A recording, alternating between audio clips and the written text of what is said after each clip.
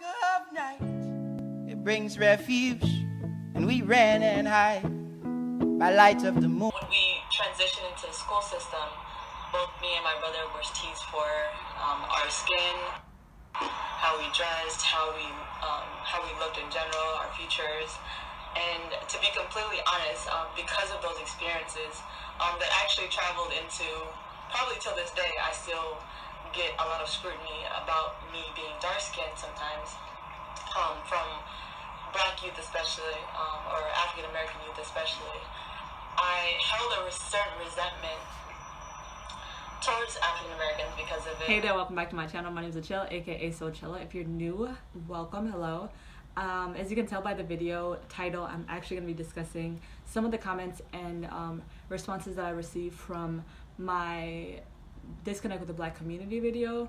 If you haven't gotten a chance to watch that already, go ahead and check it out first before you watch this. Otherwise, hope you stay tuned. So for those of you that need a little bit of a refresher, I actually posted about three or 4 weeks ago a video talking about my disconnect with the Black community, where I detailed just the origin of my disconnect with the African American community, as well as some of the things that I've been doing to rectify that, and how I even came to know that there was a disconnect to begin with. So since then, I have received an invitation to participate or engage in a local radio show, which I did. I also have been getting a lot of folks that have been sharing my content, which is actually pretty dope. Till this day, it's one of my most viewed videos on here, and I honestly am really proud of that, just because of the fact that that's kind of the most representative of the kind of content that I want to have on here, as well as the kind of conversations that I want to inspire. So in this video, I'll be sharing a few snippets from the radio show that I was on. I'll also be sharing some of the comments that I received via other people's shares of my videos, and some of the things that I've gotten responded to me directly as well. Hi again from this angle. So to start a discussion, I'll actually be diving into the local radio show that I was actually on, just because obviously it was an audio discussion. There were 3 hosts that were on the radio show, as well as people that were calling in, so it got a little bit more in depth with the discussions. And then I'll be tying or sharing some of the comments that I received that are connected to the things that I discussed within this video. So without further ado, let's get right into that. So gonna talk to this guest that I think is pretty cool, and we're going to get a cool little conversation real quick. Are you on with us, caller? Yes, can you guys hear me? Hey, what's going on? How are you? I'm doing alright. How about y'all? I'm doing okay. So hey, real quick, just to have a smooth transition of topics, what we're talking about is the issue of schools in this area.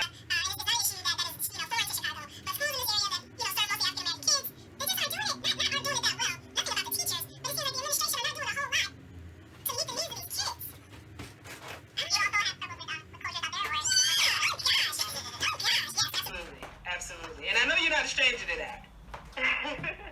Not at all. Okay. Unfortunately. So give us a little introduction of who you are, caller. Yeah, sure. My name is Estelle. I am a Sudanese living in America. I've lived here for over 20 years. Okay.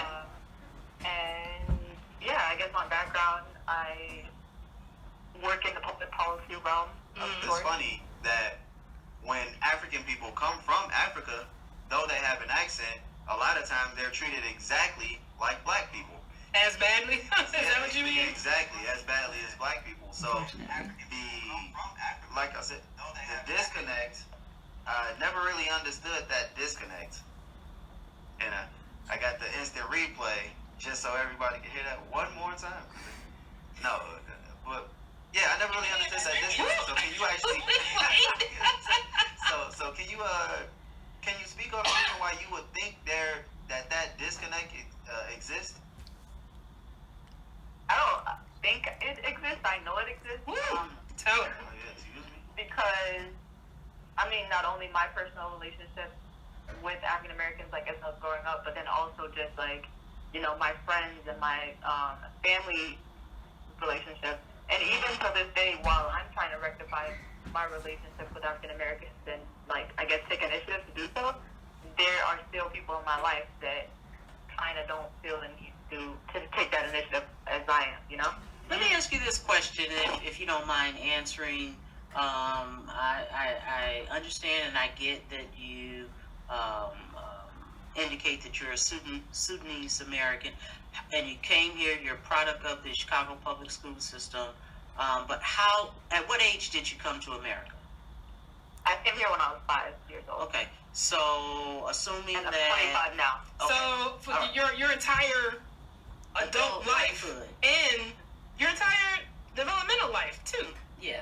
Yeah. Yeah, at 5. So my whole point is, and I think, and I know tons of people in Chicago from Sudan, and tons of people from the continent, period. And I think it just really relates to people of color, regardless of what continent they're from.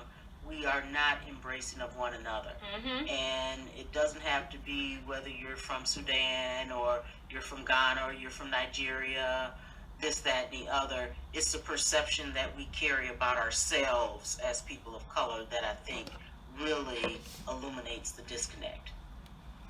Right. And like Laurel mentioned, it's also about kind of your own, everyone's personal perspective. So it's not like one or the other side is completely at fault. So, I mean, in terms of Africans towards African Americans, I guess we've kind of been pushed to think that the circumstances that African Americans live under is just based on their own doing to an extent. Mm-hmm. And that, there's that stereotype that's put out there that, oh, well, African Americans are lazy, or that they are just kind of not ambitious, and that's the reason why that they're in the places that they're at. Yeah, for sure. And then if we then don't take the initiative to do the research on our own, because like I said, that when we're going to school, we don't learn too much about how slavery, for example, has influenced Black Americans' lives to that extent. So Right. it has to be in our adulthood that we are able to learn it. So this actually ties into a comment that I received from someone who was a mutual friend. A Facebook friend of mine actually shared the video. I am only loosely familiar with him. I met him once and we added each other on Facebook then. But nonetheless, he shared the video because he enjoyed it and wanted to continue the conversation with his base. And we got into this conversation, and this woman talked about, she actually started out with saying that she said, these conversations always land in shallow water when they are cross-cultural. No one wants to admit they have bought into white supremacy and white media exploitation. No one wants to admit that American Black people are the mother. So I guess there was two things that kind of stood out to me about that comment. For one, her saying that because it's a cross-cultural conversation, that it lands in shallow water. If anything, although obviously you're going to be more comfortable to talk about certain issues from somebody who has a similar perspective or similar upbringing to you and comes from a similar background to you, I don't necessarily think that it's going to always land in shallow water, as she was saying, just because of the fact that the conversation is being had by another perspective. If anything, it can get a little bit more deeper and give you a little bit more of a grand scope, as long as both parties are coming in a little bit more open-minded. So, anywho, I followed up the comment and said, shallow water, when they are cross-culture, ? Can you elaborate? Also, I don't specifically state white supremacy, but I did touch on capitalism and us being bought into the bootstrap mentality as a problematic and counterproductive situation. So obviously in the radio show, I did discuss that a little bit more, because I feel like a lot of times people assume that the reason that Africans come in having a certain superiority or assumption that we're better than people, which I don't personally feel, but this is just kind of the things that have been pushed of us a lot, is that it's because we are, made to assume a certain thing about like all African Americans in general, which is partially true. But the thing is that I feel like there's an ability to have like a certain respect for a certain kind of African American person who is like educated to a certain degree or talks a certain way. I mean, and I guess is kind of like bought into like white supremacist ideologies of what success is, and then we then assume that they're putting in hard work, so we feel like they've earned our respect or whatsoever. But I think she was just like a little bit far-fetched with kind of saying that like we're the ones who's kind of being bought into white supremacy, when in reality it's kind of all of us. So she then responds with a very lengthy response, and she said the main thing about I mean by shallow water is that these conversations get lost on the notion of teasing and colorism. Those don't even scratch the surface. Everyone comes to this country looking to be a victim of Black Americans, when in reality the energy most bring is that of superiority and a sick love for white acceptance and white supremacy. Colorism is not a Black American to African issue. It's a non-white issue. Dark-skinned Black Americans are teased for the same reasons dark-skinned Asians are tiered into caste systems. I respect the menial accountability taken, but the reality is that most African people come to this country with the idea of being better than us. Until you tell the truth about that, we are getting nowhere. I've been to Africa many times, and every single coast, all I see is Black America leading the charge on identity and freedom. We are the mother. Most African nations are light years behind us on everything from but not limited to loving themselves. I don't know any skin bleaching Americans, Black people, but I know plenty Africans. We are not the reason for the fall. So off bat, I kind of seen that she obviously had had similar conversations with other people and potentially had her own agenda as to like what she was trying to get at. But I was a little bit confused as to how she got at those assumptions just based on like my responses or my video, especially considering that like I don't know this person. A few of the problematic things that I seen in this part, like in this response, was one, the fact that she was saying that we all have a sick love for acceptance, for white acceptance and white supremacy. I think this is a slippery slope when it comes to like making assumptions, because of the fact that we all come in with a certain zest for success. I came here personally as a refugee, escaping a civil war, and coming to America is more so like, obviously, like if you guys have watched the movie Coming to America, you come here with a set of expectations of what America is going to bring you, and you also are grateful for the opportunity just because there are a very limited amount of people in comparison to the people that actually apply to get into the U.S. that come. So you want to make sure that you take advantage of the opportunities that are around you. You also want to make sure that you reach a certain level of success, because a lot of the times you are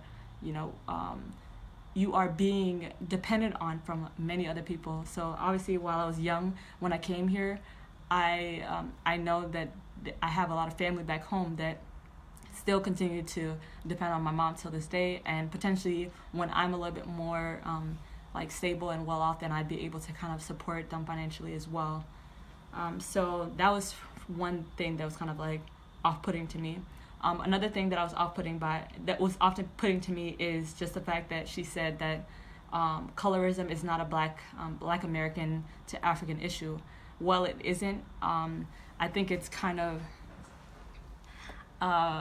dismissive to not talk about colorism within the Black community. You can say that like African Americans play some responsibility in being Black and proud, because I won't take that away, but to kind of just like shun other people and use that superiority complex onto Africans just so you can make Black Americans seem like they're higher than us is counterproductive as well, because I don't think that that's like the goal. I think the goal really should be for us to unify amongst each other. So yeah. Also, the fact that she said I took menial accountability was kind of like strange, but I also didn't want to just dive too much into the Facebook debate because that was never really my intention to begin with. I was just trying to get more so clarity on what she was actually trying to say, as well as to just kind of like clarify some points. So anyway, so this was actually my response to her. I said that I don't think people come in looking to be a victim. I think that teasing happens because of centuries of Black Americans being taught to hate African features, which then influences our interactions. There may be some that come in with a feeling of superiority, but I think it's more tied to how the capitalist system operates, because it thrives off of the grounds that people are responsible for their own economic circumstances, and that those that fall on the bottom deserve to be treated as such. Colorism and white supremacy isn't exclusive to Black Americans versus Africans, but it is rooted in it is the root of Black disconnect.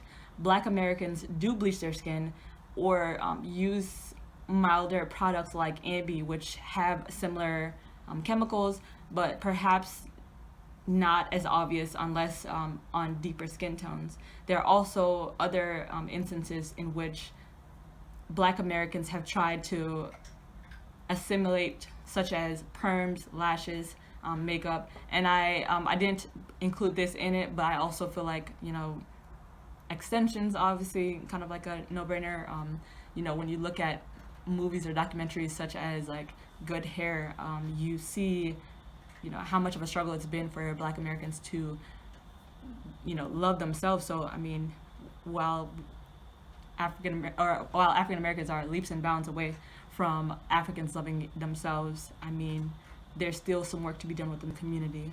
So yeah, I also feel that it's important to discuss the fact that colorism is not only exclusively about skin, it also ties into talking about, you know, like just the other aspects that we try to abide or fit into white supremacist ideologies of what beauty is, beauty standards are. And I feel like just because someone isn't bleaching themselves, that doesn't mean that isn't a level of security around it within the African American community. If you see on Instagram, for example, there's all of these light-skinned Instagram models that are constantly getting praise over dark-skinned people. And while dark-skinned women have been a trend for some time now, probably since like Lupita, which, I mean, in the grand scheme of things is not that long of a time period, there are still people that are coming at dark-skinned women exclusively because they're dark-skinned and like feeling like they're not beautiful because of that. So yeah, I also want to dive into some of the other comments that people had as well. The person who posted it said, "Can you speak for most Africans that come here? That's a pretty long reach. I can see if you said some Africans. The way we treat ourselves and Black folk from other countries is self-hate that includes colorism. Now, I do agree that us Black Americans are expected to have immigrant mindsets when we're not immigrants. This can cause misunderstandings between us and those of us who are foreign. But let's also take into account that we are conditioned to hate Africa, our culture, and the brothers and sisters who come from there." And honestly, I couldn't agree more with what he said towards the end. I guess the only thing I'm confused about with that part, the thing that he said is just kind of like the immigrant experience, but I think that more so ties into what I was discussing around like why we come to the U.S. to begin with, why we have, you know, such a zest to succeed or have like abide by what the standards of like that capitalism has set for us in terms of what success is, and how, you know, like money comes into that, education, etc., etc. But yeah, I mean, I don't know if it's like immigrant exclusive, but it could potentially be like more common amongst like refugees and immigrants that come to the U.S. But yeah, so I mean, it's not just coming from me. There are many other people who agree that obviously people are conditioned to hate Africa and African features as well. So and that's the reason why, you know, like that's one of the reasons why it touches into, you know, the disconnect that we have amongst each other. But as a 5-year-old, I'm not gonna know all this knowledge on my own.